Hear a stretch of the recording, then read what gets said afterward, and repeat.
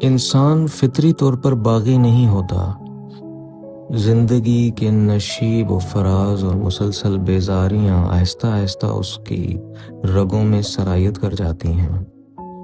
پھر وقت کے ساتھ ساتھ یہی بیزاری بغاوت کی شکل اختیار کر لیتی ہے اور ایک دن اس کی خاموشی کو توڑ کر اسے اپنے دل کی بات کہنے کا حوصلہ دیتی ہے۔ بالکل، ازل سے میں ہرگز ایسا نہیں تھا۔ یہ سارا قصور وقت کا ہے۔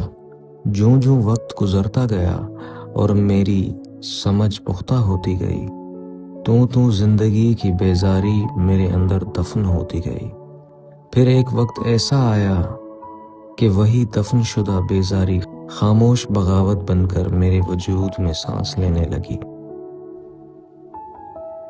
پر کبھی کبھی انسان سب کچھ ہوتے ہوئے بھی بے حد مجبور ہو جاتا ہے۔ پیسہ، دولت، شہرت، نام اور دیگر چیزیں محض سماجی شناخت کا حصہ ہوتی ہیں، جبکہ انسان کی ذاتی زندگی بالکل مختلف ہوتی ہے۔ آج ماضی کی ایک یاد نے پردہ ہٹا کر میری ذاتی دنیا کا وہ گوشہ میرے سامنے لا کھڑا کیا ہے جسے میں مدتوں سے بھلانے کی کوشش کرتا رہا تھا۔ اب میں مزید پوشیدہ رکھنے کا ارادہ نہیں رکھتا۔ دل چاہتا ہے کہ زندگی کی داستان کا وہ مڑا تڑا صفحہ کھول کر پھر سے ہموار کر دوں۔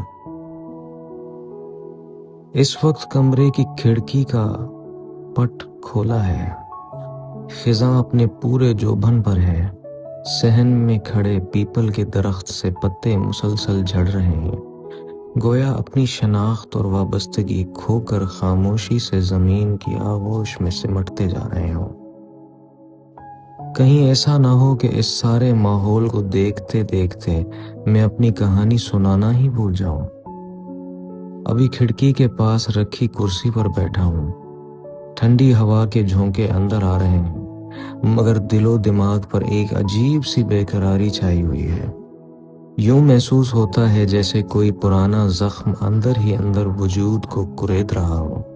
شاید میرے اندر دفن وہ غم جنہیں میں برسوں پہلے مٹی تلے دبا آیا ہوں، آج پھر اپنی موجودگی کا احساس دلانے لگے ہیں۔